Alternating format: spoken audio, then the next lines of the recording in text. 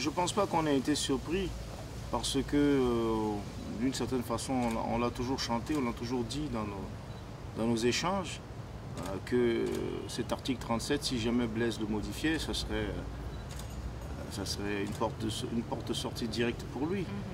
Mais c'est l'émotion. Vous avez beau vous y attendre, lorsqu'on vous annonce qu'un dictateur est tombé au bout de 27 ans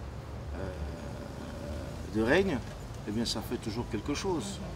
Énormément de nos militants, il y en a pas mal qui ont pleuré. Il y en a même un en direct qui était noyé de larmes. Bon, on ne le voit pas dans le film parce qu'ils l'ont enlevé par la suite. Parce qu'un film, ça a toujours un format. Mais voilà, c'était sincère. Les gens étaient touchés émotionnellement.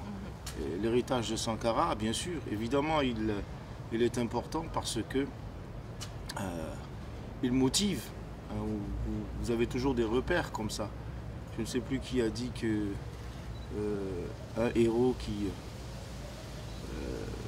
un révolutionnaire qui ne meurt pas accidentellement finit par être un dictateur. Sankara a été assassiné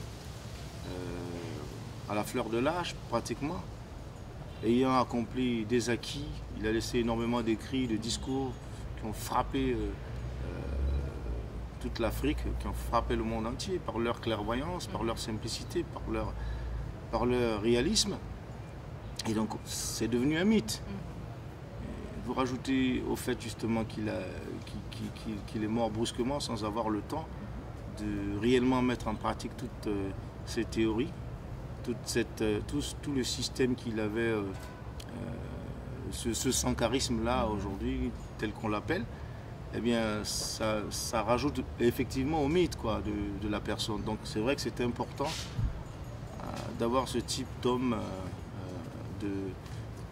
d'État qui ont eu la présence d'esprit à un moment donné de penser un peu plus aux autres, un peu moins à eux. Voilà. Et ça a laissé des traces dans la conscience des jeunes Africains que nous sommes. C'est pas pour rien que nous l'avons élevé au rang de premier Cibal au sein du ballet citoyen. Cibal, ça veut dire citoyen balayeur, et Cibel, c'est le féminin.